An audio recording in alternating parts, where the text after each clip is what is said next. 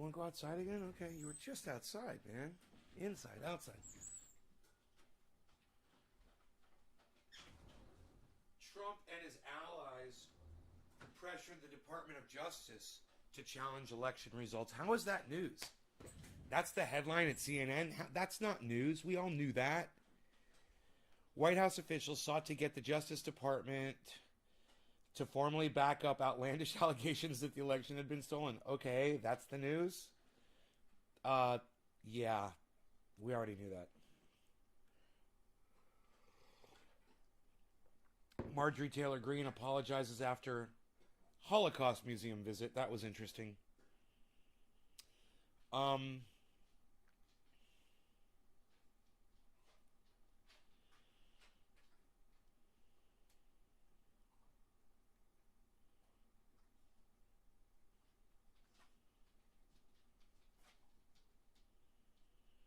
Researchers find more evidence that COVID was circulated in the United States in 2019. Listen, Lumberjack John and his whole family, they got fucking COVID before it was even in the fucking news. And Johnny almost died.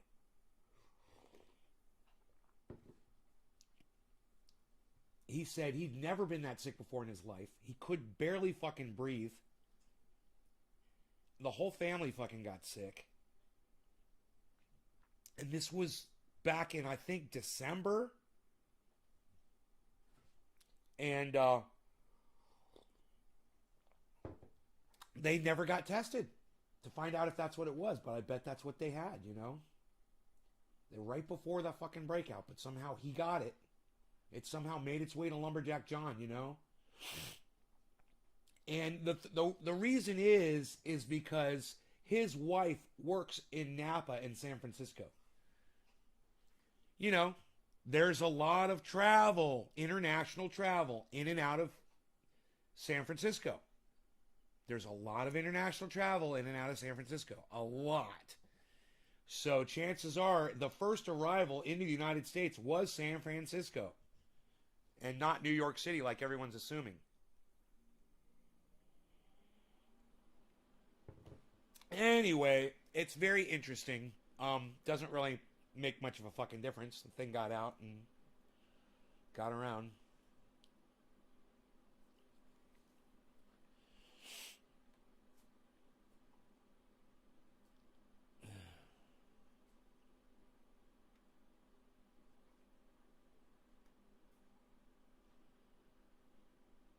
So Nick, Yo-Yo, Debbie, Roger, hello everybody. How are you guys doing? I hope you guys are doing. I'm just going through the headlines right now. There's nothing really exciting to report on this page. So there's nothing really to talk about here.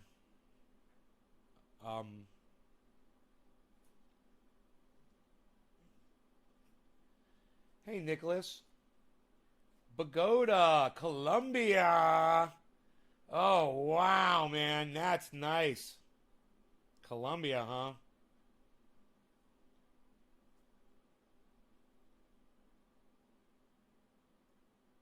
Yeah, there's nothing going on here.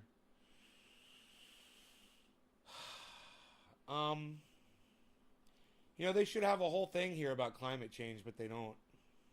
They should have a whole section just on climate change. Isn't that funny that they don't? Just keeping people abreast of what's going on. China had a radiation leak from a nuclear power plant. No big deal there.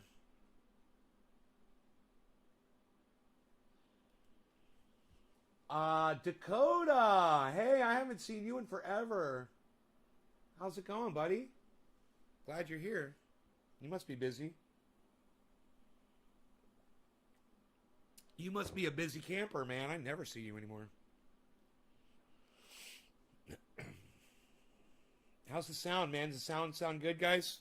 Got these microphones. Hopefully they're working correctly today. You know, still trying to fucking hammer that out.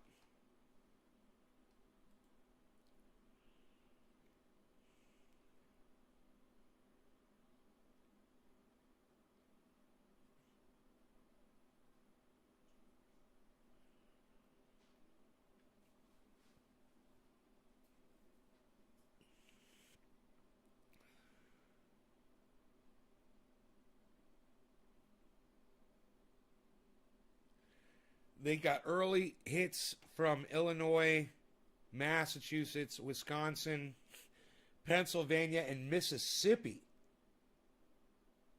That's where they found COVID first in 2019 from blood tests.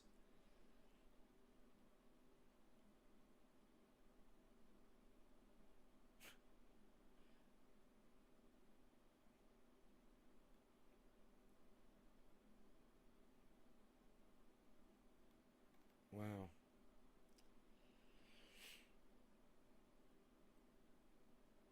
Since it takes 2 weeks to get the antibodies, then they know that these were contracted in December. So, man, the Trump administration was way behind the wave of information. They had no idea. And if they did, they didn't let anybody know. You got life back? Okay, good, man. Hey, Ty. Steve, thanks for the digit. I think Nick came in with the first one. Yeah, he did right off the bat. Nick, thank you. I got me a big old cup of coffee today.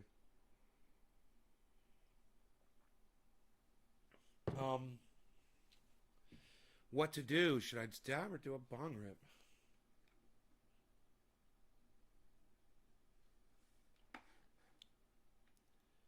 Coronavirus is spreading. So is misinformation. Get the facts from CNN delivered to your inbox weekly. Coronavirus is spreading. Yeah, well, why? Nobody's wearing their fucking masks anymore. You guys don't seem too fucking concerned about it. Nobody's fucking wearing. We want our lives back. We need our freedom, man. We need our freedom. Give us our freedom, man. What good is freedom if you're dead from coronavirus? Don't you think you should take care of the coronavirus before you worry about your freedom? You can't have both. You can't have both. You know?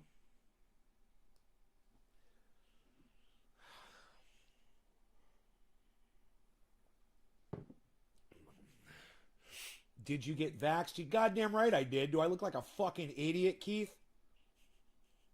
Do I look like a fucking moron? Of course I did.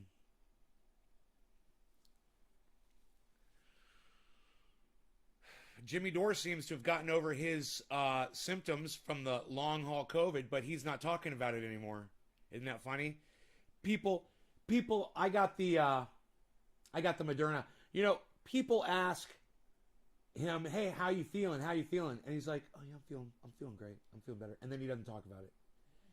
You don't want to say, "Oh yeah, I'm feeling great and I recovered from my COVID vaccination shots." You don't want to say that. It's like, "Oh, come on, Jimmy. Keep it real, man. Keep it real. Why is this falling? This shouldn't be falling, should it? Maybe put a screwdriver on that. Yeah, it's falling. I got me a limp microphone over here. It's funny. I could tighten that up, right? With a screwdriver? I think I could tighten that up so it won't do that.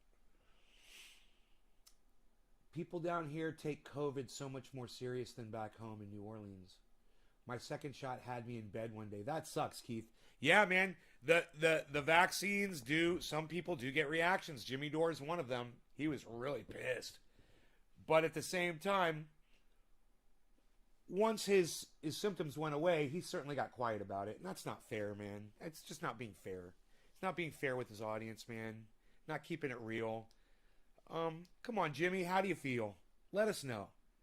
You know, let us know. You're feeling better? You're recovered? All the achiness is gone. The flu symptoms are gone. Your long haul is gone. Why don't you talk about it anymore? You look great. I watch you on your show. You do 2 hours, 3 hours, and you don't seem to be in any discomfort at all. I mean, who am I to judge? But the least you could do is let your audience know. Since you're the one that opened it up, you're the one that told everybody you were having long haul symptoms. Hey, man, I'm not saying you didn't. All I'm saying is when the symptoms go away, let people know that too. You know? Well, it just so happens that Jimmy Dore, it does have, he is in a group of people that are susceptible to getting reactions to the vaccine. He's had a bad reaction to a flu shot before. So that puts him in a group. And yeah, maybe he would have died had he not got the vaccine, and he had got COVID. Very possible. He probably made the best decision getting that vaccine. Even though he was sick for a couple weeks after he got it, you gotta give him credit. You know, he's not an anti-vaxxer. And people tried to peg him with that because he was complaining about the symptoms. Oh, he's anti-vax. He got the vax. He got both of them. He's just saying he's got some fucking symptoms after he got it. It's expected. Some people are going to get that. It's just, it wasn't expected that so many people would get these side effects. There's a lot more people that got it than what they expected. You know, they said less than 1% were going to experience some kind of a side effect. I think it's more than that. You know, I actually just had somebody right here in the chat say they were in bed for a day. Yeah, better than COVID. Right. I'd rather be dead. I'd rather be in bed for a day than dead with COVID. Absolutely. Absolutely. Well said. But I'm not here to tell you that one is better than the other or whatever. I'm just saying that worked for me and that was my decision. That's all. I'm not bossing you. You do what you got to do, man. I'll stay the fuck away from you if you don't want to get vaxxed. You know? The first shot messed me up for a few days. Oh, really? Huh. Okay, so, bong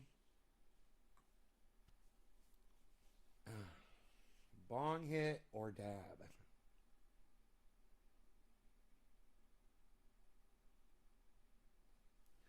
Let me see what's in the bong. Ooh, the bong's empty. I think I'll go with the dab then. I'm going to go with the dab. Nick, dab, sir?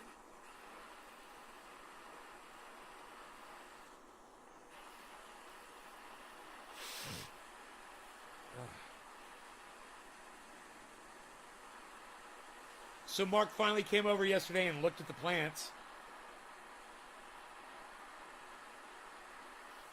He was happy. He's like, I left 2 of them in my pots. I was like, I planted those for you, bro.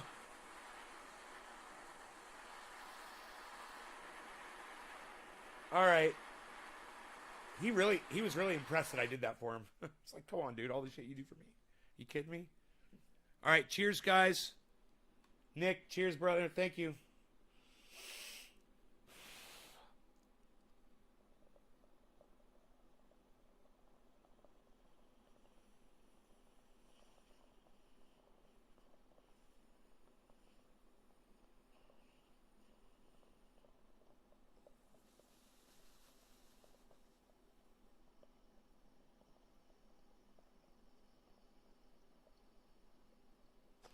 Hey, Sean. Hey, Megsy.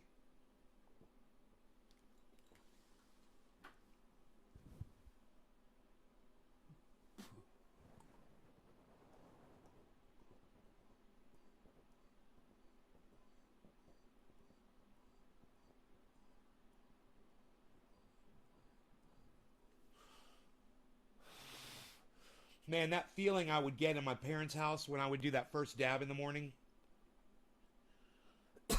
I mean, I know I'm in my 50s, but there's some kind of an excitement I still get about being able to use cannabis in front of my parents, you know? It's a,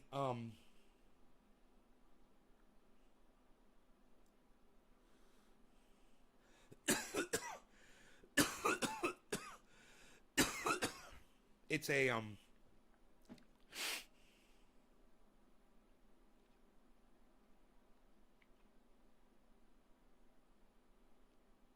what's the word I'm looking for?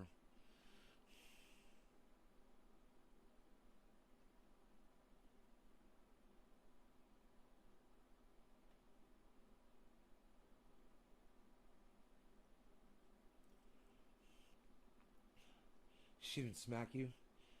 Thanks, Sean. Fire starter out there yet? Not that I've heard yet.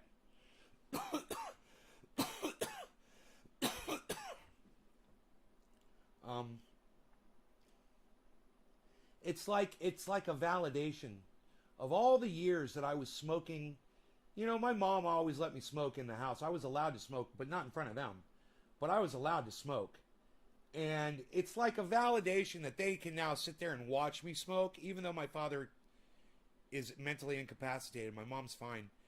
And that it doesn't bother them to watch me smoke so much. But that feeling that I get, that first dab when I'm sitting in their house and I'm at that nice table in that gorgeous room, you know, and it's all the Florida shit around me and all the glass windows and it's fucking beautiful. And it's humid as fuck outside and I'm in that beautiful air-conditioned home. And I take that first dab in the morning and I look up and I see my mom sitting there and she's just doing whatever. And I get this feeling like this is the way it always should have been, you know? And it's like, I told you so. See, am I such a monster, you know, sitting here using a little cannabis in the morning, putting my head right? And it's like, it validates. It's like, see, there's nothing to it. You don't mind it. You let me do it in your house right in front of you now, and it doesn't bother you anymore. God damn, if only you had seen that 30 years ago. Where would I be today? You know, if I had that kind of support.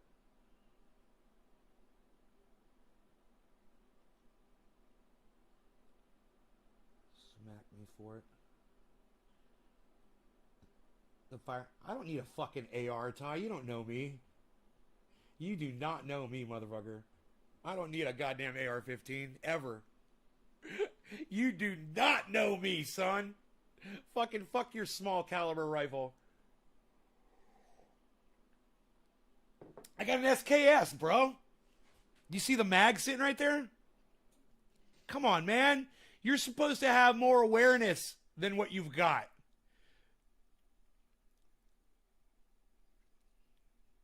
I ain't shooting a rich man's 22, bro. I got a goddamn war weapon. I know. Don't get me wrong, dude. I'm not knocking the AR. I wants me an AR. I want several of them. Don't get me wrong. I definitely want an AR. I'm just fucking with you. But I don't need one, bro. I'm set up between the Glock and the fucking SKS. Dude, and my 40 caliber. I got a... Lol, I love you. I'll shut the fuck up. I got a 40 caliber saddle rifle that you would fucking love. I don't like to handle my guns, though, when I'm live, because they're all loaded and they're all ready to go. So that's generally a rule. I don't like to fuck with guns when they're loaded.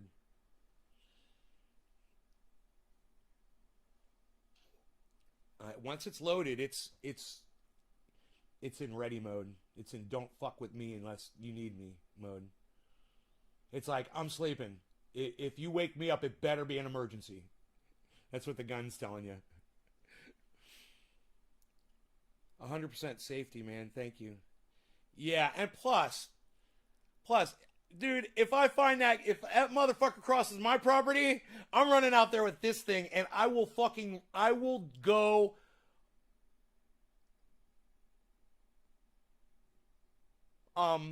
Black Knight on his ass. You know, I will go full on Monty Python Black Knight on that motherfucker. He will just be a torso and a head when I'm done with him. You know, I literally want to do that to that person. I literally want to take his arms and his legs off.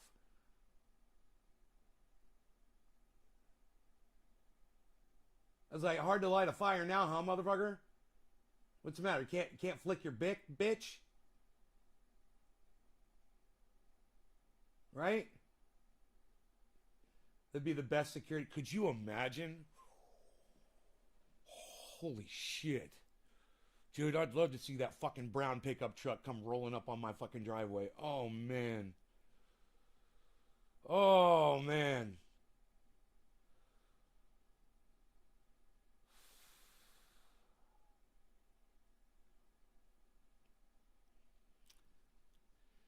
Don't ever try to burn my shit down.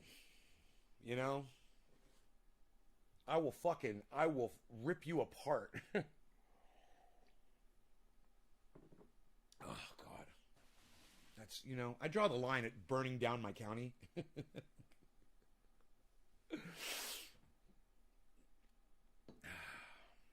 Man. They need to have fucking bolos posted so this motherfucker gets the idea that we know that we're on to him. Because I don't want him trying to start another fire. Because if he gets another one going, he could get one that we don't get to put out. You know? I'd just rather that motherfucker leave. I mean, I want to catch his ass, and yeah, I want to bury him. But whatever makes it stop, you know, I'm for whatever makes that motherfucker stop.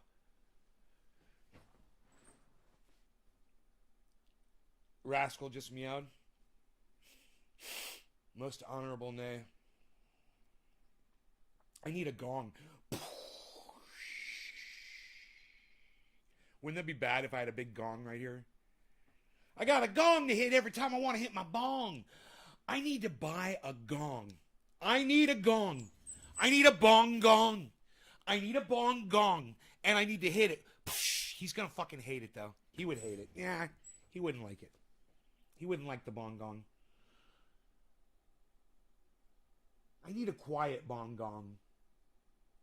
That would be badass. I got the sword. I just need the gong now. One crazy fuck out there like that, you know, there are hundreds all over. People can suck. Well, yeah, people are crazy, but it's the people who are acting on their crazy that you got to worry about. And luckily, there's not a lot of people acting on it.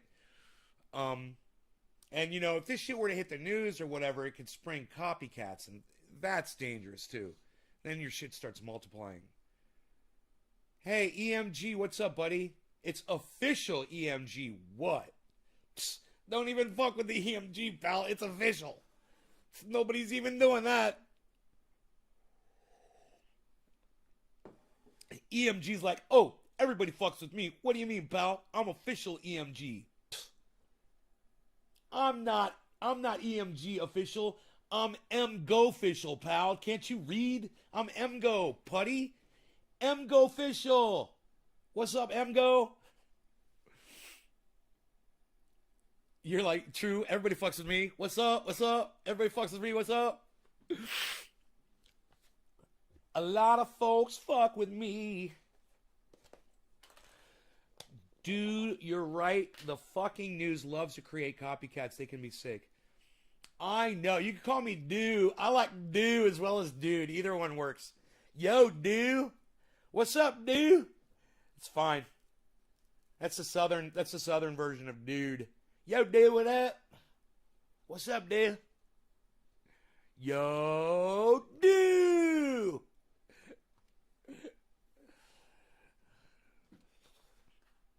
I love you, man. Oh, EMG, thank you, buddy.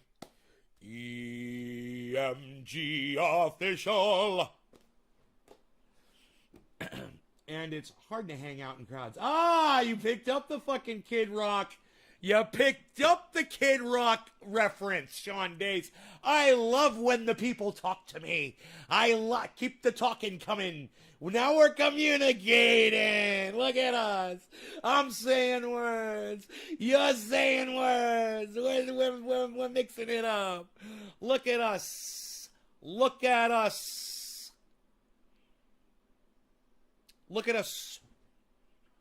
Look at this. Look at that. Look at this. My bezel. Am I doing a bong rip? I do believe I am. Who dropped the next digit after Nick Brown? I don't know. I was playing about it with Nick Brown, then it was Yo-Yo. Oh, Yo-Yo. Yo, gonna do bong hit for Yo-Yo. Nick Brown. Cheers. Thank you, Karen. The South loves Trendy Nation. I am from the South. That is for sure. All right. I'm a product of the South. There's something dead under my dock. It could be floating under there. I don't know, but man, something smells real dead underneath that fucking dock, man. And it's not a dead fish. I think it's a dead frog. Another dead frog. Ugh, a bullfrog floating in the water probably under there. Ugh.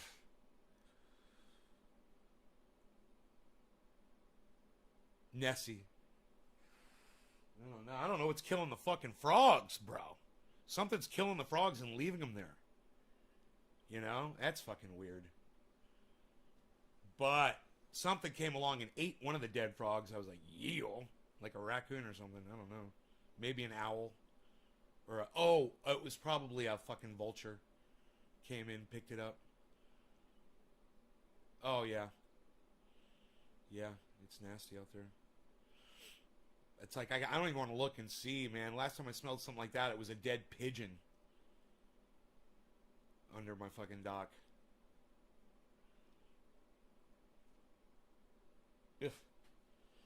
Cheers.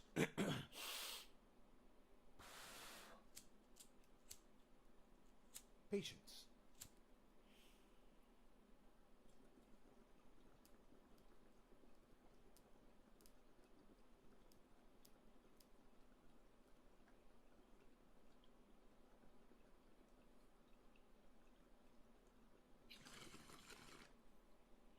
I'm a patient man. I'm from Orlando, Florida, but I live in Northern California.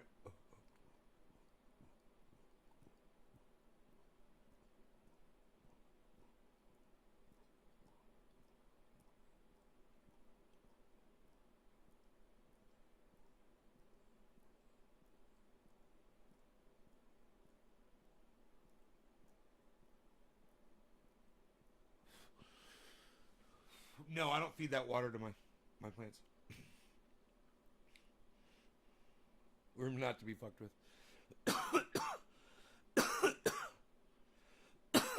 Both of you said sheesh. Sheesh. You both said sheesh.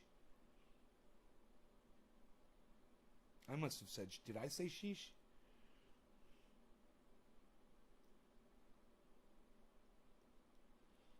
The title of the show should be Nays Garden.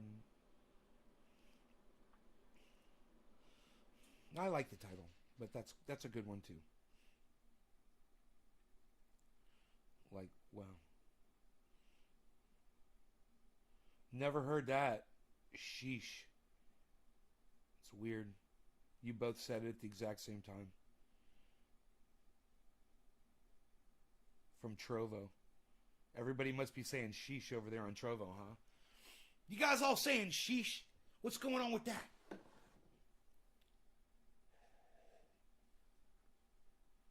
Are you sheeshing it up over there on the Troves? He has mad love for Rogie. Yeah.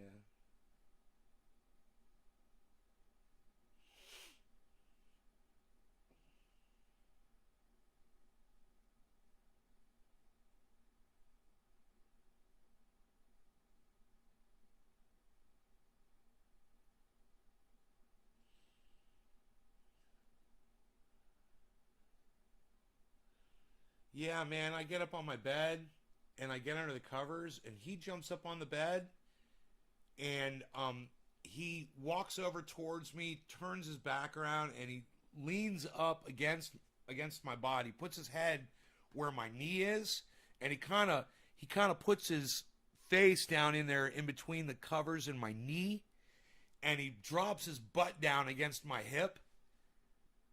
And I've got my arm right here, and he's 60 pounds. Dude, I sleep so fucking good. I sleep so good. I wake up and he's right there. He hasn't moved all night, you know? Oh, in Germany, you say sheesh. Huh.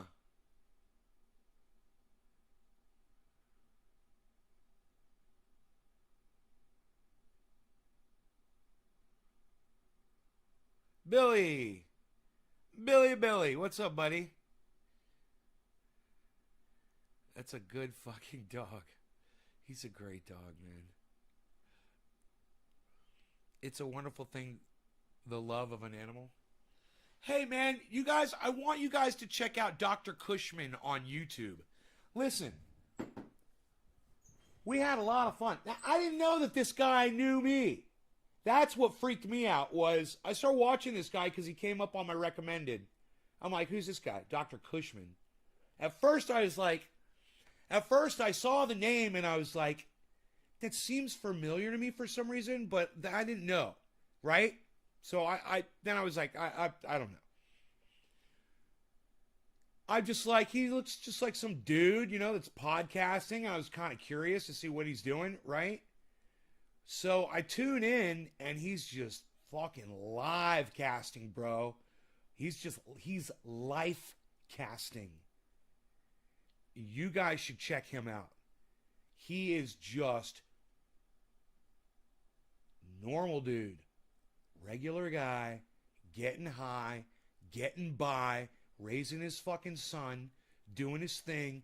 He's fucking cool. He's really cool. And he's life casting. I mean, he's like, hey man, I'm going to the bank.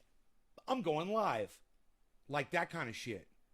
And he's like, what's up, everybody? Yo, what's going on? Yeah, I'm just driving to the bank, blah, blah, blah, blah, blah, doing this, do whatever the fuck. And he goes live for hours and hours, and he chats with everybody in the chat, and he's getting high, and he's fucking cool.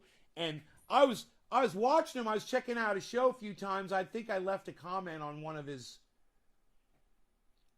uploads. And then I got a message that he was live. I was like, oh, motherfucker's live. So I go to his live. It was right after I was live. And I went to his show. And he was just chilling, doing dabs in his room, just chilling. And we were just talking and shit. And I started promoting him on Twitter. And some of y'all came in. Karen came in there. And there was someone in there that knew me. They were like, dude, it's Trendy Nate. What's up, bro? I can't believe you're in here. They were like freaking out. It was pretty cool. And then, he said, he's like, oh, dude, it's Nay from Nay's Garden. He's like, dude, I love your show, bro. I've been watching you for years. He's like, no law regarding cannabis. And I was like, no shit, man. That was fucking cool. Because I didn't know that he knew who I was. And, just life casting, man. Dr. Cushman, Dr. Cushman. He's got a little troll frog for an avatar, and I'm telling you, you're gonna fucking love watching his goddamn podcast, man. And you should all be over there. You should all. Hey, who has subscribed and signed up for notifications for Dr. Cushman on YouTube? Tell me that. Who's done that? Who is subscribed and signed up for notifications for Dr. Cushman? Yo. Steve Running. Yes, I'm smoking for you, sir. Anybody else dropping digits and sharing this video around? Meg Z. Williams. Yes, thank you, Meg Z. Anybody else? Crazy Karen. Yes, of course. And anybody else dropping digits? Looking. Got my eyes open. Okay. There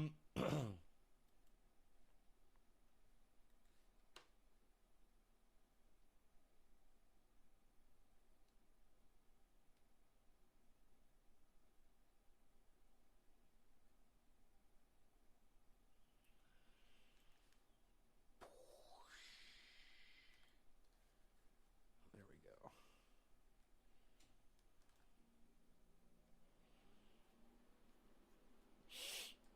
Congratulations, you've received 100 messages today with Restream Chat.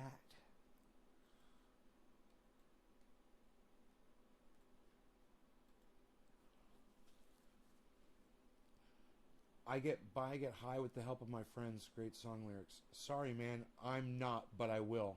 Did it, Nate. Sean Days, thank you. Yes, all of us are smoking for Sean Days. He's the first person to say that he subscribed and signed up for notifications for Dr. Cushman. I'm telling you guys, you're going to like him. He's cool. You go in there and have a conversation with him and just talk to him.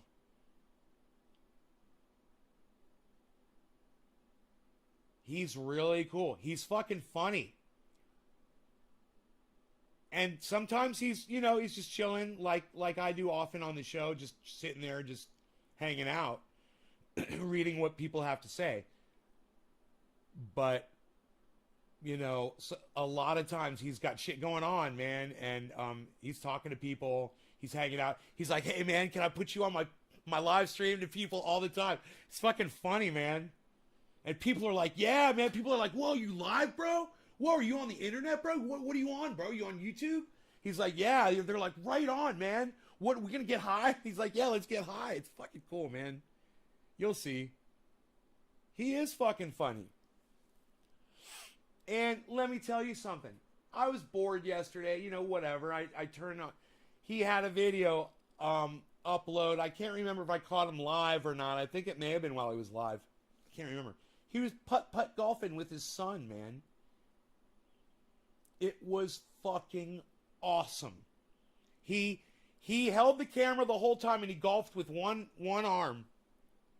And he videotaped the whole goddamn thing, and it was like you were there with him. It was awesome, man. Dr. Cushman, Dr. Cushman, little green troll frog avatar. Hey, and leave a comment on one of his videos and let him know that I sent you. Because let me tell you something. That motherfucker's gonna blow up on YouTube. Within a couple of months, you watch, that guy's channel is going to fucking explode. And then he's going to get in trouble, he's going to get algorithmed, and they're going to take his shit down, and that's going to suck. Maybe I can help him with that, you know, before it happens. God,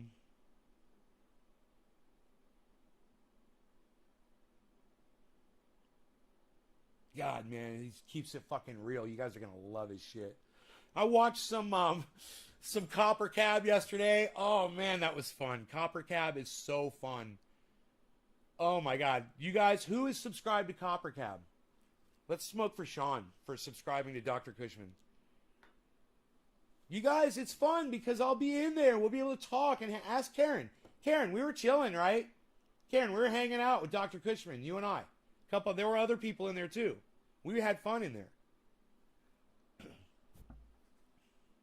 You guys would just follow the same people I follow. They go live, and we'll all be in there together. It'll be fun, man.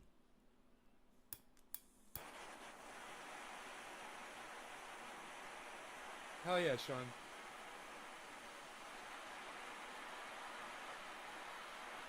You guys should all be following Copper Cab.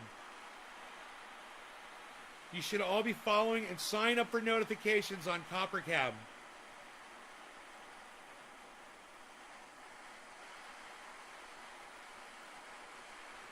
Listen, man, the more time you guys spend on YouTube watching these other podcasters, the more often I will see you because you will be watching another podcaster and I will go live and you will get the notification that I am live. And you will come over and visit my show too. So please, man, subscribe to these other people. You're going to enjoy their shows, man. I love them. I laugh my ass off at Copper Cab. He knows he's funny as fuck. The shit he says, psst, cheers. Cheers, Sean. Swimming with the orca.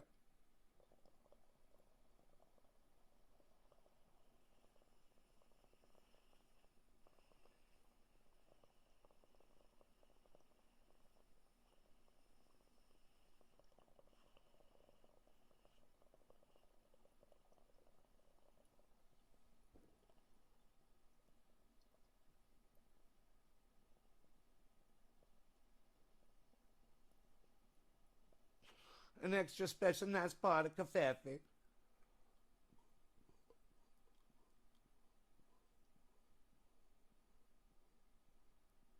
Yeah, you subscribed to him last night?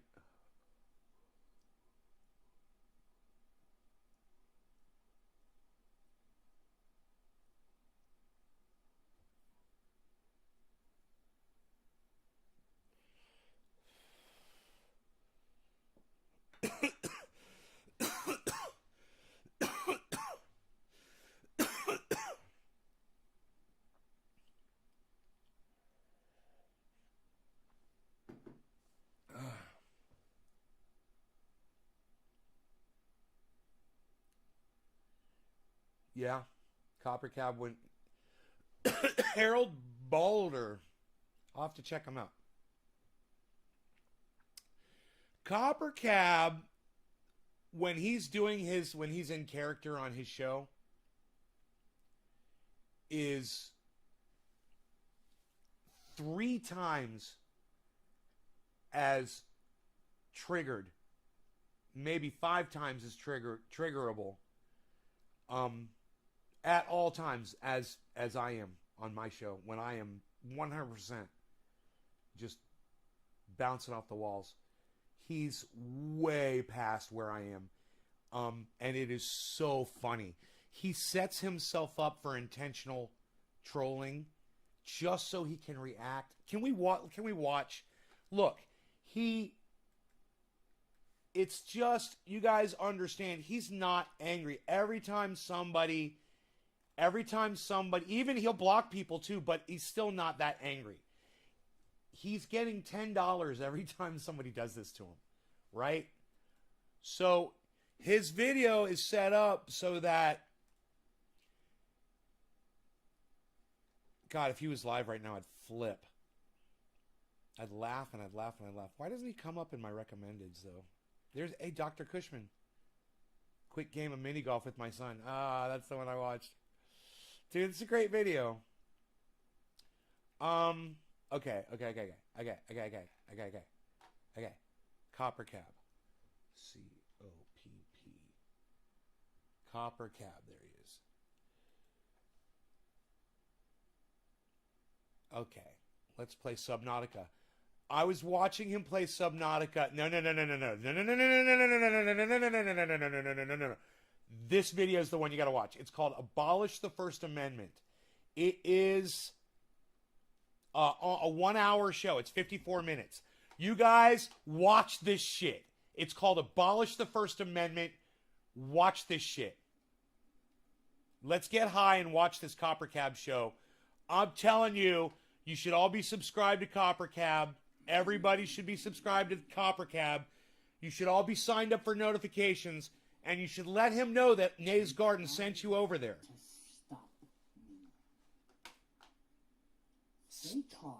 Stop. Silence. Me. Copper Cab. Tried Yeah, Copper Cab. to keep me from speaking freely. When all I was trying to do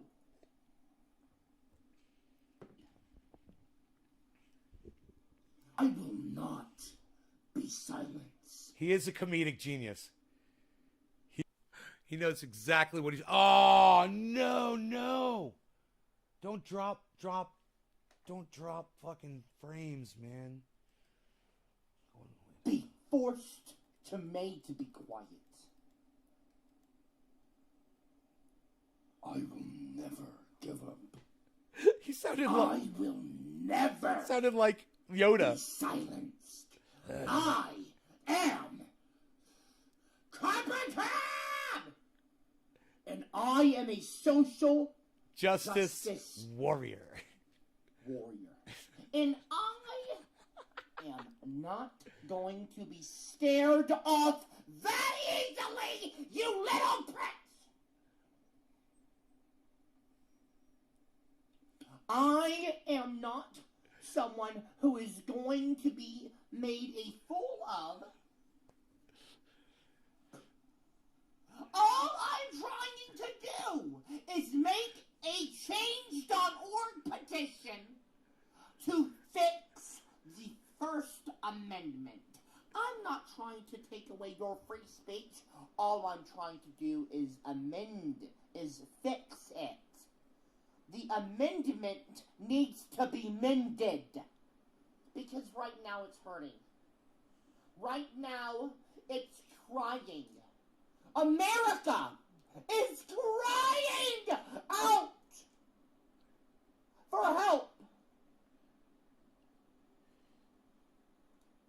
Hey, Sean, welcome back. Talk about the Second Amendment, that it needs to be fixed, that we need to remove the Second Amendment, we need to take away guns. Guns. The UK has no gun violence because they have no guns.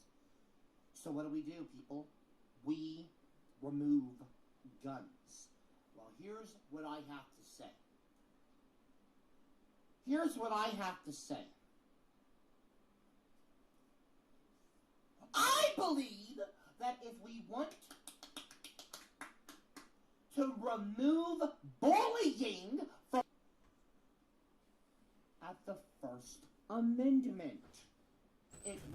So that it cannot give birth. I had to turn my goddamn, just to get the show back, I had to turn my bitrate all the way down to 200. I'm usually running at like 1200. You know, which makes it super blurry and blocky, and people get disconnected, you know.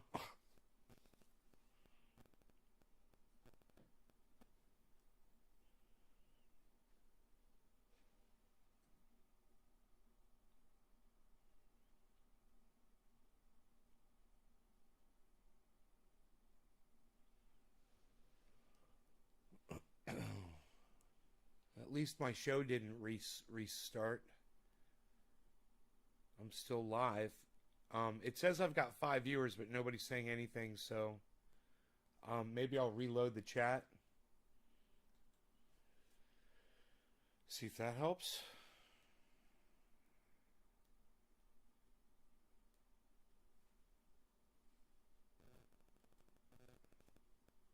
Hey, Sean. Great. What's up, buddy? Okay, you're here. Cool, man. Hey, Ty. Cool. So, did you guys enjoy that? I guess I could turn up my my bandwidth broadcast a little bit more now.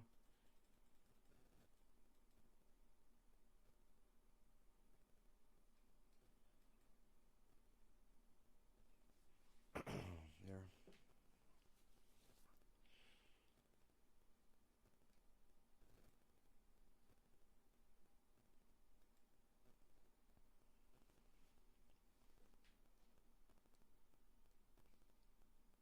Godfather of cannabis trending name. Did you guys laugh your ass off at Copper Cab? Bro, I gotta tell you, I watched the whole goddamn show. I don't get tired of it. He's fucking so funny. He never stops. The whole goddamn show, man. Somebody chimes in with one of those things while he's talking, and boom, triggered, man. And he grabs the camera and he fucking screams, and oh god, it's so funny.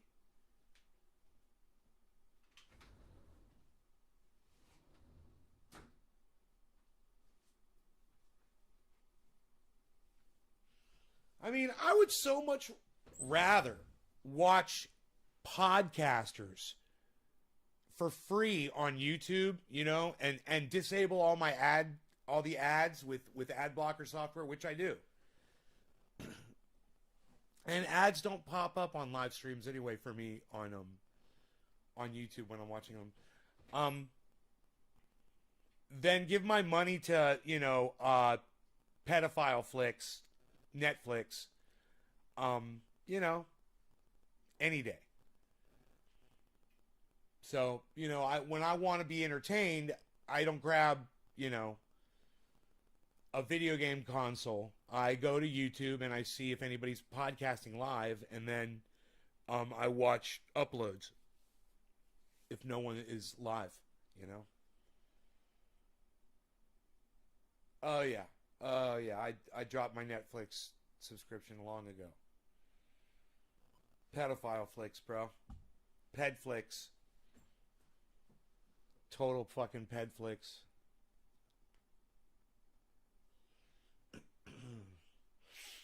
I ain't having it.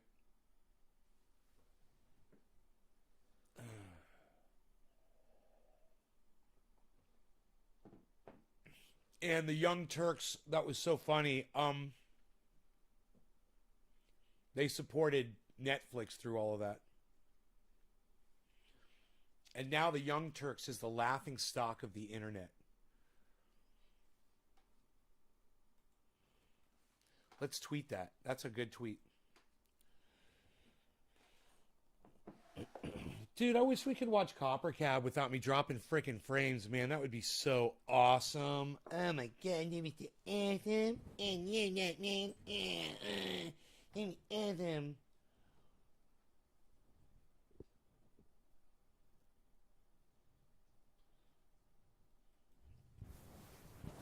What the fuck did I just say? Yeah, TYT.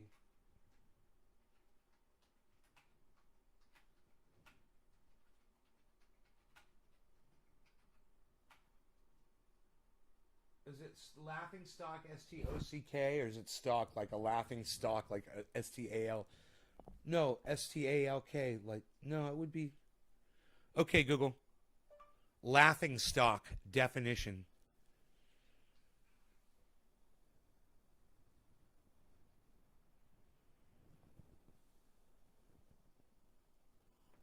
Here's the definition of laughing stock. I got it right. Subjected to general mockery or ridicule.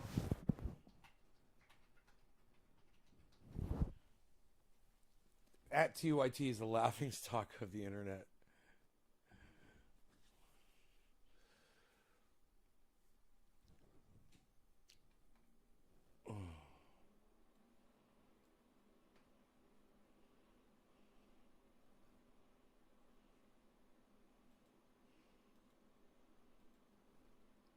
It's so weird. I was just talking about this.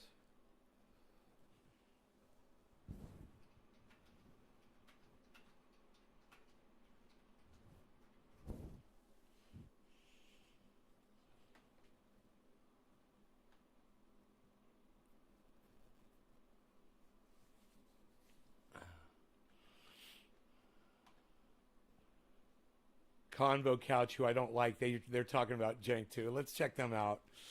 I don't like them because they're not honest with their audience, and I don't appreciate that. They fucking lie. But you know, I support anybody for podcasting, whether you're lying to your audience or not. You know, your audience is going to watch what your audience wants to watch, and if they want to watch people lying to them, if they want to watch, we are going to touch on this just because it's fucking hilarious watching the last claws and shrieks of a dying propaganda network that is TYT. Back in 2016, I was like...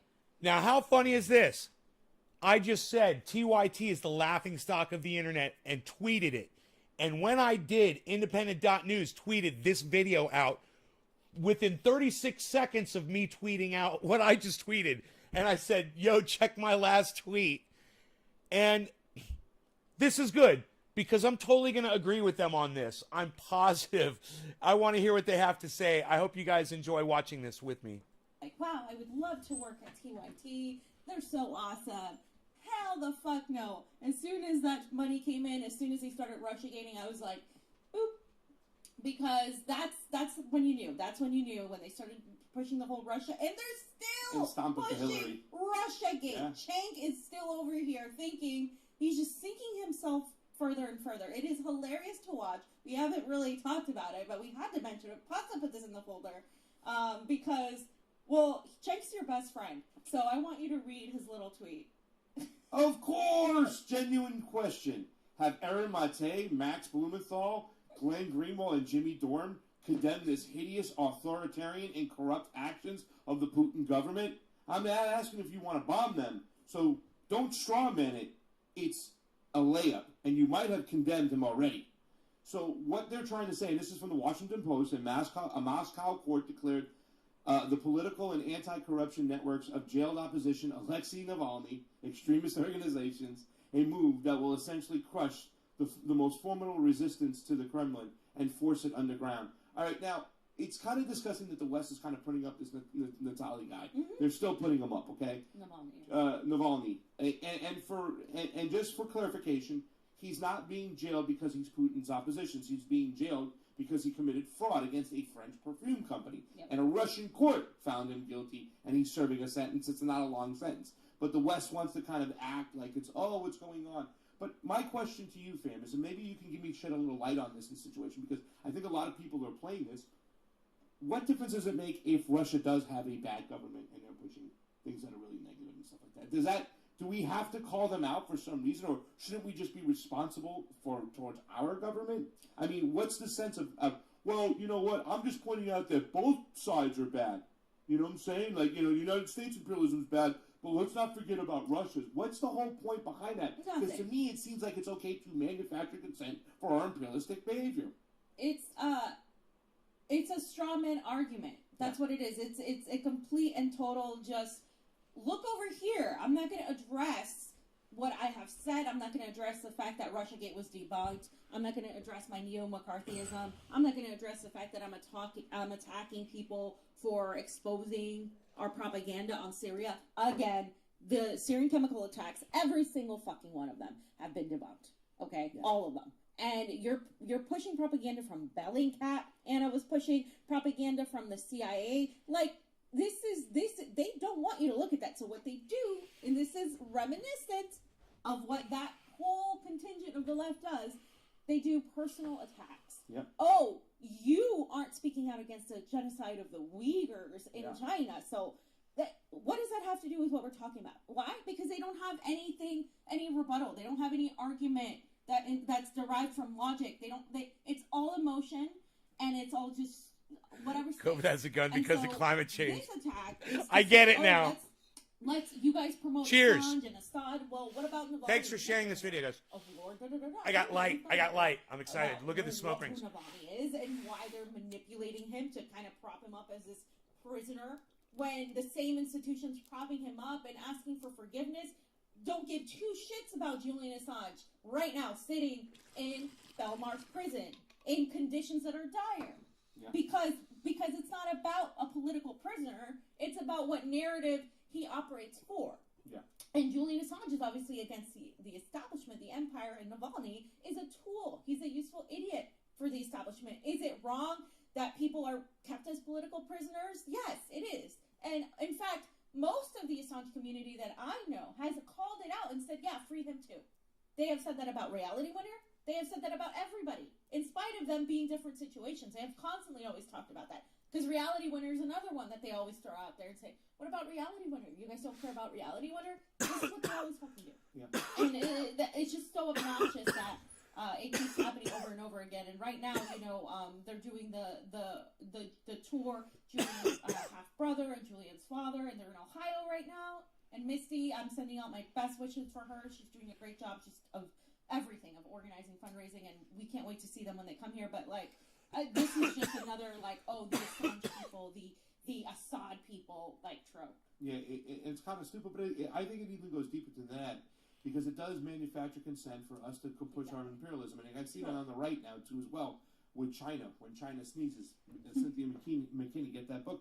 And that's what I'm seeing right now, because they have this mentality of well, why aren't you condemning Putin's behavior? Because at the end of the day, you'll be like, well, we have imperialism, but if we don't push our imperialism, somebody will fill that void. Whether it be China will fill that void, or Russia will fill that void. You know what I'm saying? That's what the left says. That's what the right says. But all it does is manufacture consent for us to continue with our imperialist ways. And it's just kind of crazy to see a lot of leftists kind of repeat that same narrative about China, about Russia, whatnot. Well, what's going on with with Navalny? They're just jailing this guy, and he's one of their leaders. When you do a lot of research, it's like Mark Sloboda, who lives in Moscow, says no one gives a crap about Navalny. He's nobody.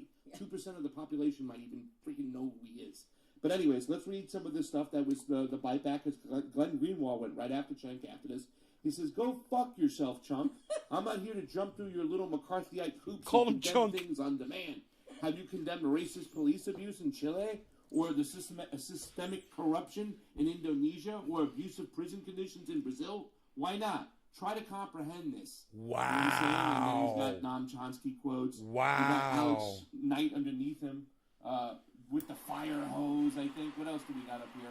I'll let you scroll through, Johnny, and I'll tell you which ones to click on, because I know Fiorella's got something here. I mean, Aaron. All right, there's me, by the way. Okay, that's my favorite meme. That's the look. Okay, Chen. There's Blumenthal. There's nothing genuine about Chen there's nothing genuine about Chen or his question. And I don't have to satisfy moral standards of a, what is that, bloviating McCarthyite hack who organs, I can't even reach.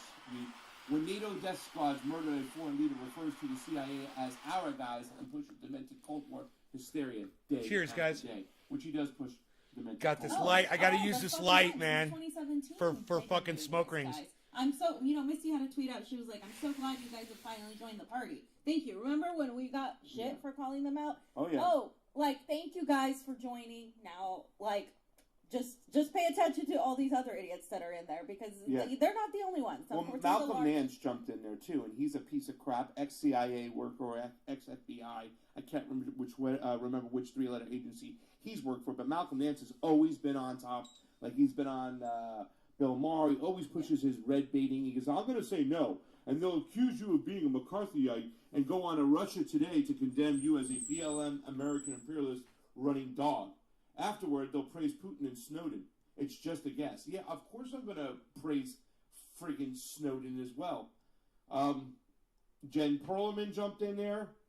Cenk, instead of continuing with this, how about helping organize a Medicare for All march in LA for the 24th? How about no, Jen? Yeah. How about no? We don't want them involved with anything, okay? Right. Stop with this whole, we're just going to try to conform. No, we don't want them involved, okay? So stop. Aaron McKay got in there too You know, as well. okay, here's the thing. It's not that you don't want to reach out to people. It just wouldn't be genuine. Like, Cenk doesn't want that. Because there are people that could potentially be mistaken and come around. We've seen it with Peter Dow. We've seen it with, a few other people that have, like, come around, Proud Socialist, all of that. We've seen that, right? It's possible. But You gotta love their little fake newsroom backdrop on their green screen. That's cute. it's almost like saying, like, oh, we want Cenk to, like, come here and do something that he doesn't genuinely want to do. I mean, they trashed Force the Vote. They trashed a bunch of shit. They're not going to be genuine about it. Yeah. Stop begging for scraps. If people are going to come around, they're going to come around eventually on their own. I don't foresee somebody like Cenk Uygur, who has a lot of power, a lot of money, relying on this whole shtick of his to come around. Like, money talks. He's not going to fucking do it. It's very naive to think that that's what he's going to do while he's, Hey, Dom. trashing journalists and all this other crap. Well, I don't want to be involved with a guy who's taken a lot of money from the darkest people, you know what I'm saying, to push this Russiagate narrative constantly and stuff when you know he's working for it. So if anything comes in, this guy gets involved with the situation and something goes awry, why would we take him in the first place? Because he's just going to sabotage it. You know what I'm saying? His heart's not there. Like you said, his mind's The not mics there. are worth more. If he was all about it, he would have been all about Force the Vote. But, I mean, he's not. And there's just a bunch of other people just going after Cenk down It's below. just hilarious just Yeah, watching. Reeve Barker's in there too as well. What did he say here? Although his replacement isn't much better, it's still wonderful to see the worst, most toxic politicians in the world. Benjamin Netanyahu has lost power. And here, once again, look at this. He's equivalent of Dick Cheney and Donald Trump combined. Warmonger, narcissist, liar, and corrupt. Good riddance. He's not good about Joe Biden. Joe Biden just pushed that war just as much as Dick Cheney. He might not have been calling the shots, but Joe Biden was in the Senate and convinced the Senate to go along with the Iraq war. Hey, you can find videos of him doing so. Yeah. And Sanders opposing it. You can find the videos of that back in the day. Like, you can fucking find it, Cenk. Again, this is what you're going to get from TYT, right? Like, oh, yeah, very surface level, like, not taking into consideration who Biden is, who Trump is, like in the same way, right? Like, Bennett is like a Biden. Like, he is just as bad, if not worse, legislatively. But just because he's not Bibi and he's not that, that face that everybody's gotten so used to hating, then it's like they ignore it. He doesn't talk equivocally about, like, what Biden did and Biden's record. His whole channel, the whole fucking time, the entire network, was giving softballs about Biden while simultaneously just going off about Trump, pushing this whole Trump derangement syndrome that so many of these people have. And it's done a lot of damage. I mean, the guy has over 4 million subscribers on YouTube. I mean, and then he gets, 3,000 views? Yeah. Come on. And people are running away quicker than you can imagine. It's really, really a shame. Because once again, at one point, they were like one of the only kids on the block that I used to listen to. That's true. 2016 primaries. Yeah. That's And true. shit. It's like, who are you going to count on? It seemed like they were the only ones. And at the very end, when Hillary Clinton had cleared the nominee because it was evident that And they still Bernard Sanders was dropping out, Right. They took that money and they went 100% supported her. for the establishment. Yep. And a lot of people couldn't figure it out, but hey, money talks. And I said, bullshit fuck runs in TYT. America. They Not support bought Hillary off. Clinton. It's simple as that, and to see them still continue in the rhetoric. I wonder if I got a video from back Anna's then. little thing on Instagram the About other day, that. she was going off and kind of defending QAnoners for believing in that crap because the mainstream media is always lying to people. it's a little bit too late. But you can see it. Their audience is just dwindling down to nothing, and all of a sudden she makes a jump to Well, try to that's grab why some they're of them doing back. this. That's why they're going after people, because they want to remain relevant. Yeah. That's what everybody has to understand out of all of this. Eventually, guys, it's better to not give them any attention, because this is what they want. They're going to continue tweeting and doing all this shit so people can talk about them, right? And that's why we haven't very, very much talked about them, because it's just like nobody gives a shit about them. If you're going to say anything about them, make sure you unsubscribe from them. Nobody gives a shit about If them, you're right? subscribed to them, make sure you A lot of unsub. this shit is so irrelevant. I could go through all of my Really channels and focus unsub. on the issues that matter, right? Because And I'm not I've giving subbed shit them to on Jimmy almost for all of talking my about it, channels. because he So I gets could attacked cost by them that, right now like constantly, 15 right? or As far 20 as Aaron Matei was unsubscribes personally attacked if I went through all my by channels. Chank and Anna, and literally smeared and called her propagandist, etc. Like, yeah, obviously respond to that if you're attacked. I mean, they have come after us too, without even naming us. They have come after us. I've and been it's blocked by just, Anna. yeah, I've been blocked by Anna. hashtag blocked by Anna. Yeah. But it's I think at some point it's better to just leave them be, move on. They want attention. Don't give it to them. They're trash, and they are a danger though, because they do still hold some level of like respect with some people who are very But naive on losing the it left. every day. Yeah, I mean, I understand. They come from like, oh, well, they help, wake me up and blah, blah, blah. And like, now we're done with them, whatever. But like, they did have their place. And I'm like, I get that. Like, I totally, totally get that. But what they're doing now is regurgitating really bad propaganda. Yeah.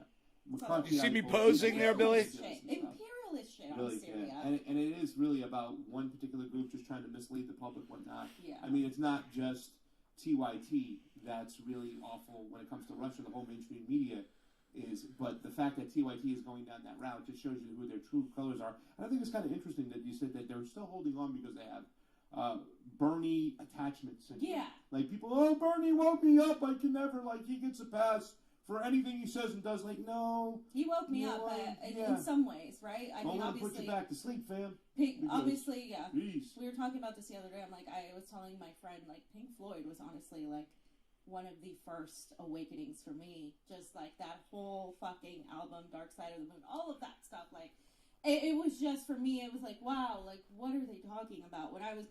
Dude, when she starts talking like this, she reminds me of the girl that would be hanging out around at the end of the party after everybody else has gone home, really trashed, that'd be looking like to hook up, talking about Pink Floyd.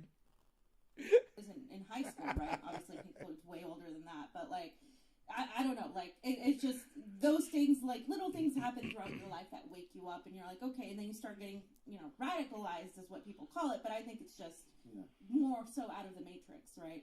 Mm-hmm. They get woke for real. For You, real. you ever see the movie The Squid and the Whale? No. It's kind of interesting to have this thing where the guy plays Pink Floyd songs. When they first came out, they weren't popular at all. Yeah. Like a lot of people didn't know Yeah. that. And then years later, they just boom, they hit. And when the laser light shows became very popular all across America, when people would spend Friday nights, they get drunk or get mushrooms or get high and go watch laser light shows. Pink Floyd exploded and became so popular. It's Because, oh, look at the perfect pretty music. lights. Yeah, she didn't want to start reminiscing about getting all high and fucking talking about Pink Floyd. They cut that one off real quick. They cut the end of that video real quick. I love that. Trump derangement syndrome is so dumb. I didn't flip when Clinton or Obama were elected, so Trump didn't do anything. Controversial. He's not I agreed with them on all of that. That was great, actually. I totally agreed. Sean, Trendy Orca, liked my tweet, retweeted my tweet. Beata.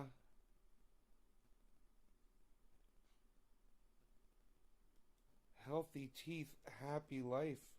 Liked 8 of my tweets. Wow. Thank you.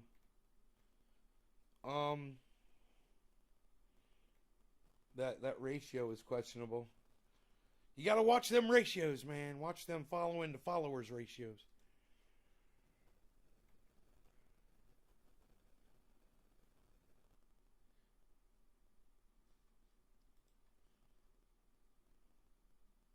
Your haircut, though, I said. Your haircut, though. Your fucking haircut, though. And then I put the fucking crazy, what's this ratio?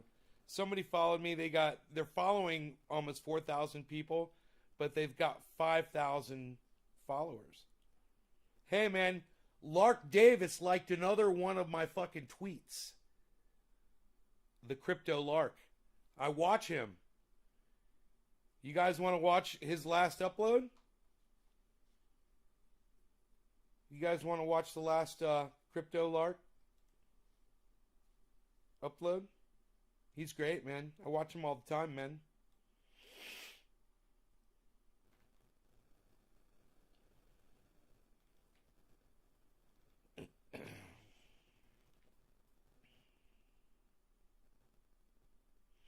He usually pops right up. It's like all the people that I want to see never pop up when I want to see them.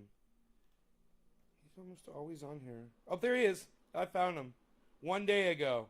Bitcoin Death Cross, 50%. Make sure to gently tap that like button, guys, and give me that. Make sure you subscribe and sign up for notifications. The Crypto Lark here.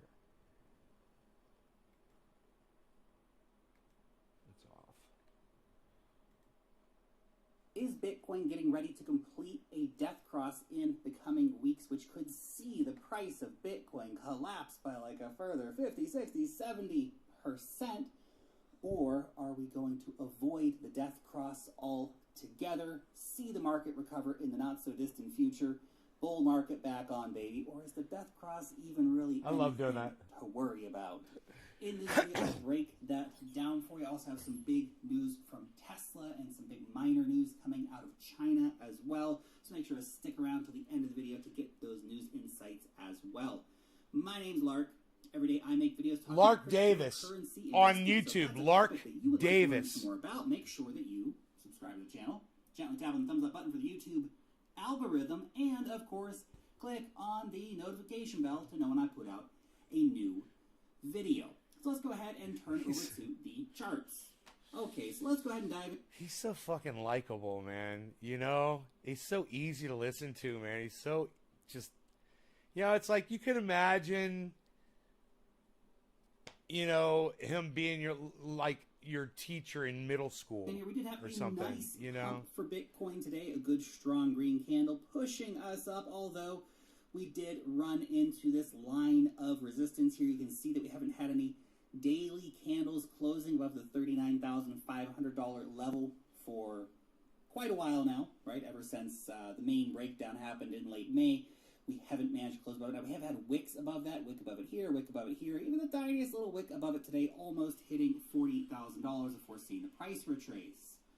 That, I think, right now is our line to beat. We really need to see Bitcoin closing above that to start talking about creating the kind of momentum that we need to see Bitcoin really coming and being able to challenge the 200-day moving average, the blue line on the chart here, as a line of resistance, conquering that, of course, and hopefully turning it into a nice line of support. I also want to share this too, so this is from Rect Capital. He said, whatever the short-term volatility, it's important it doesn't distract you from the higher time frame technicals. Bitcoin is still holding this weekly higher low as support. So look at this. Look at this. This is, of course, based off the candle closes, but zoom out sometimes. Sometimes it's really important to see that big picture that's taking place right here, because that's a nice line of support that's holding up for Bitcoin. But of course, what everyone's talking about right now is the freaking death cross. The death cross. Da, da, da, da. So that is, of course, where the 50-day moving average will cross under the 200-day moving average, spelling the end of everything. Well, not necessarily, of course. Now, there's a few things I really want to discuss with this because, one, it may not even happen. That's perhaps one of the most important takeaways for you to understand right away, is that we may not even get a death cross happening. What you could see over the next few days, especially if we can get Bitcoin in the next week or so to close above this green line, to close really above $40,000, ideally, to take back the 200-day moving average would be a situation kind of like this, where we see these lines coming very, very close to touching, but not actually completing, and then, of course, the price moving up in this direction. All the bulls coming back into the market, everyone getting very excited again. That would be a great scenario. You have to remember that a death cross, the lagging indicator anyway, so it shows that the market has already been in a bearish state. It just tends to be one of those situations where if we do get it, people tend to become even more bearish. We tend to get even more negative selling pressure coming into the market.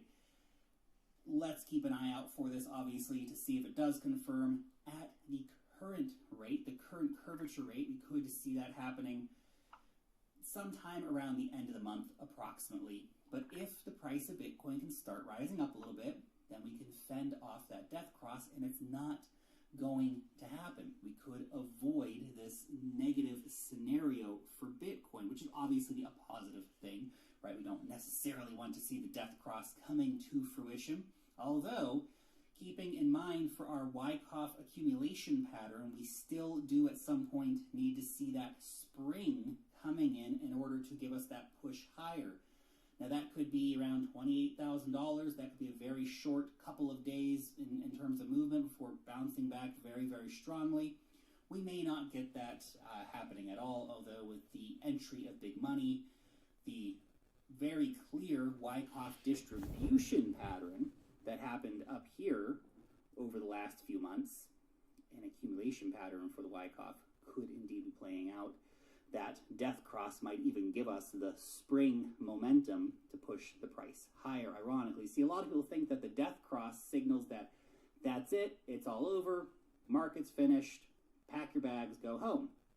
Now, sometimes, of course, death cross does indicate that the market is cooked, but the market's usually already cooked by the time we get a death cross. Now, let's go ahead and have a look back here and examine some history of death crosses in the market. First, I would like to point out this here. So this is 2016. You can see we had two very close calls where the 50-day moving average came down very, very close, and again, very, very close here to hitting the death cross, but it never confirmed. And it actually reversed, and the market got super bullish again, and everybody turned back into bulls, and like, yeah, super exciting times again.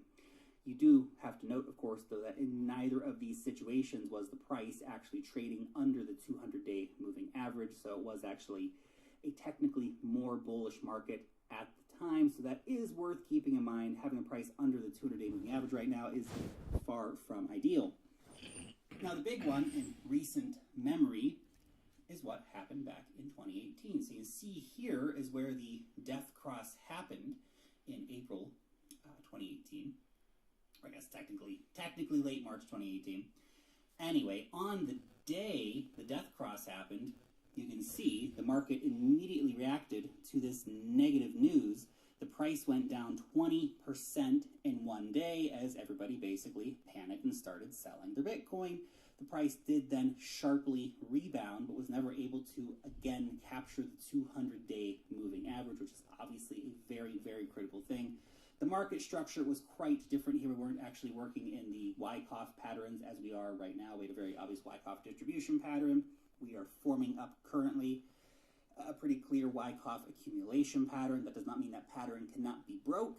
It just means that's what we are working with at the moment in terms of the market structure. Now, when this death cross had happened, you will see the price was already down by 59% from the all-time high. It's not so different from the current price breakdown.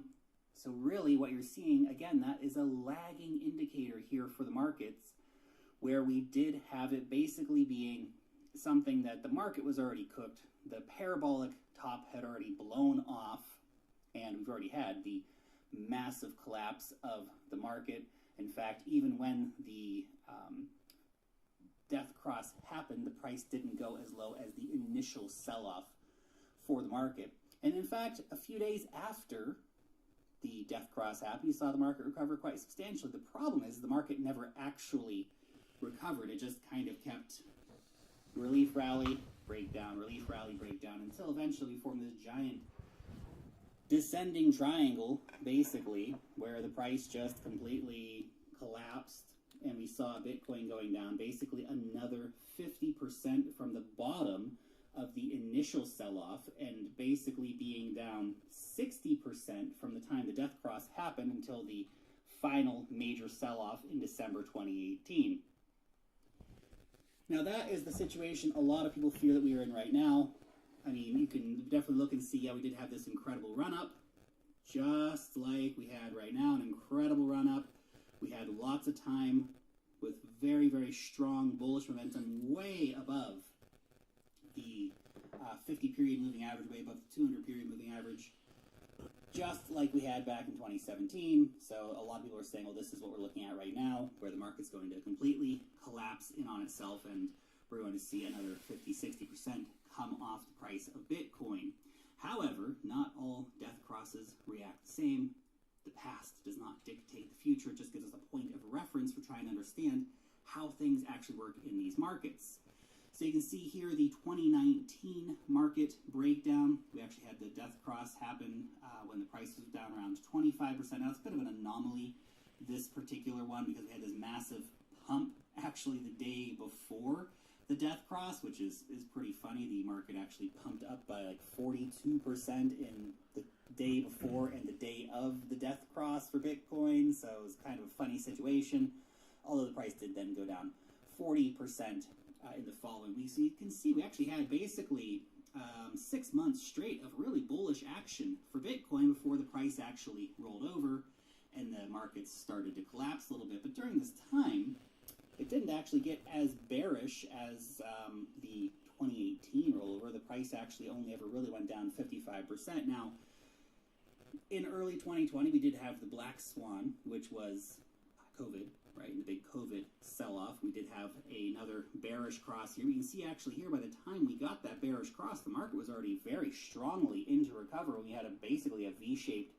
50-day moving average playing out here. We went straight back into a bull market, essentially after this break of about 2 months here, where we had this really big, strong dip, all this negative price action, incredible fear in the markets, obviously.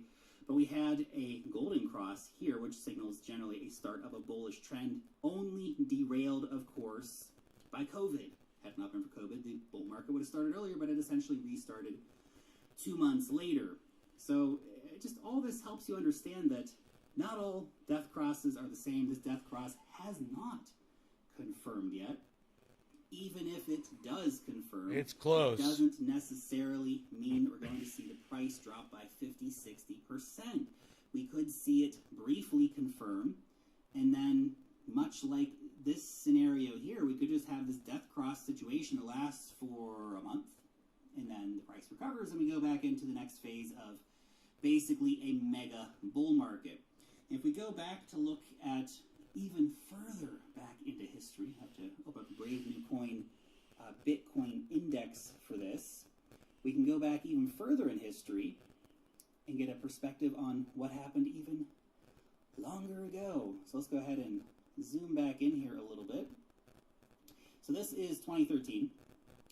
We can have a look here, and a lot of people are saying that the current market structure for Bitcoin is very, very similar to what we saw in 2013. So in 2013 here, you can see we had this massive, massive rally, much like we've had right now for Bitcoin. Then the price collapsed completely. We had about a 60-some% drawdown. The price got under the 50-day, under the 200-day, but it didn't actually confirm. You can see here just how close it actually got. But we never actually confirmed the death cross here. Now, there's a lot of people saying that we could be in a situation much like 2013, where we're basically having this sort of double bull run, so to speak, where we're going to avoid hitting this death cross, but we're going to see the price just ranging sideways for Bitcoin, potentially for months on end, before we pick up this new bullish momentum. Maybe that's the Bitcoin ETF being approved, for example.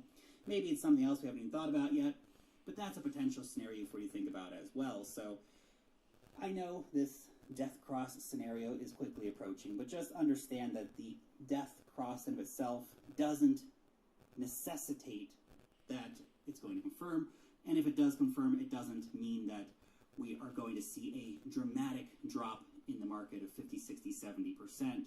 that could all basically just indicate the market was already cooked, the worst of it's over, and we could be seeing recovery in the near future. So we'll have to reevaluate our situation. And I'll tell you what, let me stop him right there and just say, and if it doesn't, then this could be the sign of that massive pump that everybody's been waiting for, where it goes up to, 75 and then 100,000, which would be insanity. If it confirms. I want to bring this up too. So we are currently in a year where the trend for Bitcoin is huge growth. You can see Bitcoin tends to operate where we have basically the end of the bear market. So the start of the bear market tends to be a 4 situation. The bottom year of a bear market tends to be 1. So not always the case, of course, but in the past few years has been the case. The first year of recovery is the 2, and then the year of exponential growth, marked by 3, that's the third year in the cycle here. Right now, Bitcoin is in the third year of the cycle. So what we are most likely seeing is a major correction, a major shakeout in this market where the big institutional players, the big whales, they are shaking out all the people who bought at 50, 60,000, reaccumulating Bitcoin before they push the price up to $100,000 and beyond. Just something for you to think about. By the way, if you need to buy yourself some Bitcoin, go over to Binance. It's the best exchange for buying Bitcoin, Ethereum, loads of other cryptocurrencies like Cardano and Polkadot and Polygon. Use the link down below in the description. You'll get 10% off of your trading fees when signing up for Binance, as well as up to $700 in trading bonuses. Now let's talk about the news. So, Tesla may start accepting Bitcoin again soon. Come on, Elon. What are you doing, man? You're so bipolar. You're back and forth all over the place, man. What's going on? Now, he said Tesla only sold 10% of its holdings. This was in response And to... you guys, please follow Lark. It's at the Crypto Lark on Twitter. Thanks. Cointelegraph article. The Crypto Lark. Confirmation of reasonable 50% or more clean energy usage by miners with positive future trend. Tesla will resume allowing Bitcoin transactions.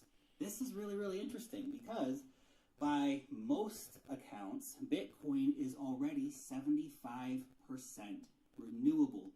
Now, around 40% of that comes from 100% renewables, and the remaining percentages, that is coming from a renewable energy mix. So it may not be 100% What are you doing? Nobody's got coffee anymore, but pal. mostly renewables in that mix. So overall, the Bitcoin mining network is a highly, highly renewable network. And of course, we're trending more and more all the time towards seeing Bitcoin becoming even more and more renewable. We just had, for example, the big story about El Salvador and their volcano mining. We did have a story recently that Square and Jack Dorsey, they were backing a new solar-powered Bitcoin mining operation, etc., etc. So, look, it's going to be not that long before Tesla starts accepting Bitcoin again for their cars. Not that it particularly matters, of course, because realistically, not that many people are probably going to pay for cars using Bitcoin, but I think the most important thing of it is social proofing for other companies, because they can say, look, Bitcoin, it's something that Tesla holds on their balance sheets. Bitcoin is something that Tesla accepts for their cars. There's something going on here. We as a company should also look into that. This is a very, very important thing. This is why MicroStrategy, leading the way in terms of social proofing Bitcoin, allowed others like Square and Tesla to also hop on board and buy Bitcoin. Them accepting Bitcoin, that's also very important. Even if not a lot of people are going to use Bitcoin to buy cars, I think the most important thing is that it's available in the first place. And more and more and more, Bitcoin is moving towards that green energy renewable narrative. Because yes, a quarter of Bitcoin is still mined using coal, and that's not good. Because even that, 25%, is still the size of a small country in terms of total energy usage, and of course the carbon footprint, very high, because the total Bitcoin Bitcoin network uses a substantial amount of energy, and even a quarter of that network is still a lot of energy, and it's a lot of coal being burnt to power Bitcoin, which is not a good thing.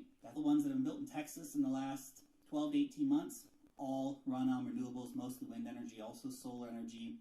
So we're seeing a lot of this happening right now. And over the last few weeks, we've seen some really big news out of China. This is the latest in a continuation of that news. So China's Yunnan province has ordered Bitcoin miners to cease operating by the end of June. Now, this has also happened in the Xinjiang province, Inner Mongolia province. God, why do these assholes do this? That happened to as well. But now we have 4 provinces in China that have basically told Bitcoin miners, get out of town, man. The big reason that this is happening is a lot of these provinces, particularly the 3 in the north, are run on coal. So the government doesn't want Bitcoin being mined in China using coal. Up to this point, it seems that they're okay with Bitcoin being mined using renewables. They're okay for Bitcoin miners to operate in the Sichuan province and use hydroelectric power to mine their Bitcoin. They just don't want it happening using coal. So China, in a weird way, is cleaning up the Bitcoin industry domestically, which is going to help reduce a lot of the negative press that Bitcoin has been getting. So let's welcome that. Let's welcome the cleaning up of Bitcoin and it moving towards a more renewable future. And I think that's exactly where Bitcoin's going, where all energy use is going, to be honest. I think in a few years' time, everything is going to run on renewables. Just a question of getting there, which of course is why most of my stock investments are in electric vehicles and in renewable energy, because along with cryptocurrency, which I'm obviously mega bullish on, renewables and electric vehicles, it's the future. It's going to be very, very big. Anyway, just my 2 Satoshis for the day. Your question, are you worried about the death cross for Bitcoin?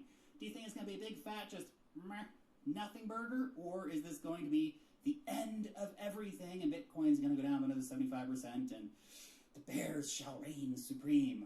Let me know down below in the comment section. Thank you so much for watching today's video, and peace out till next time.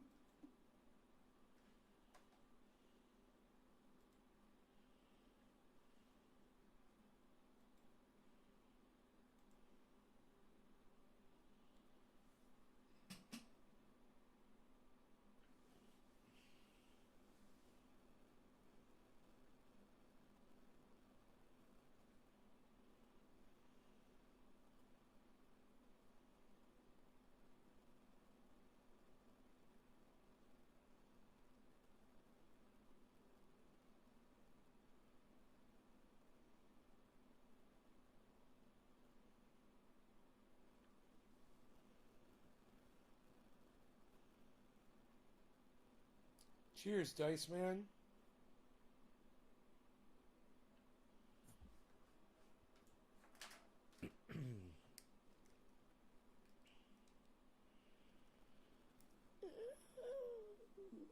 Hello, everyone. I'm doing some things here. Very nice to see you, though. Oh, yes, terms and conditions. Terms and conditions. Of course we agree.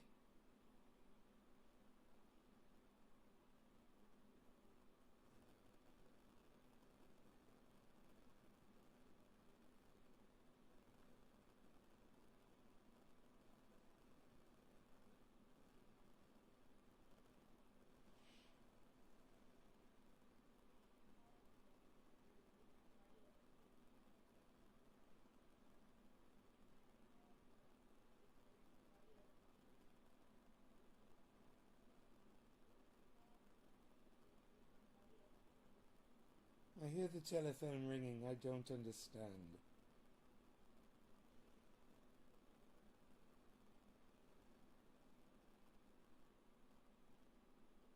Could barely hear it. My hearing is horrible. I have very poor hearing. You might not know that about me.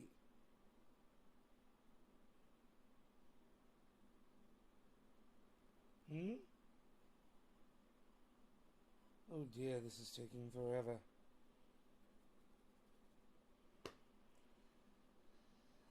dear, oh dear, oh dear, oh dear, oh dear.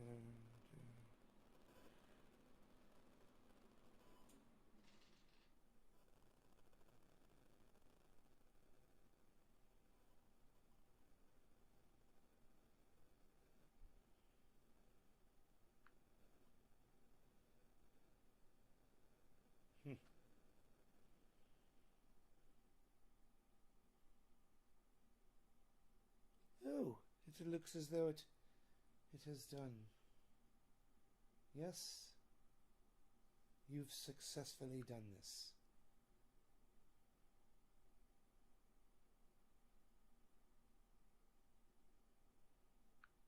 Very nice.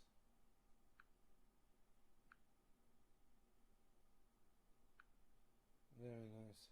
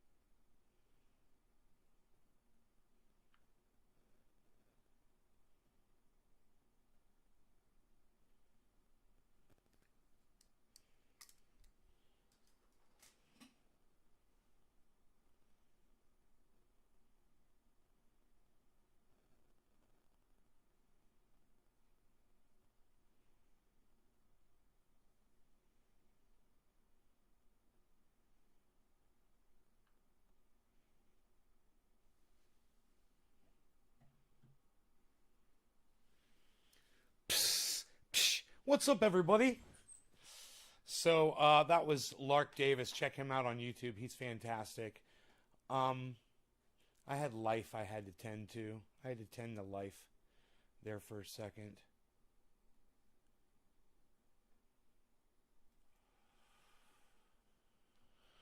Oh yeah, yeah, yeah, yeah, yeah. Oh.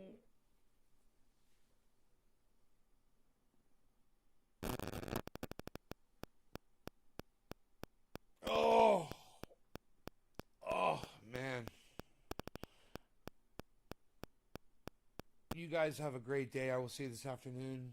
I'm going to go enjoy the beautiful 54 degrees outside. It's freaking sunny. I don't know what I'll do, but I'll do something. It's so pretty out. You guys take care. Enjoy your days. And I'll see you later. All right? See you on Twitter. You guys know where to find me. Bye, y'all.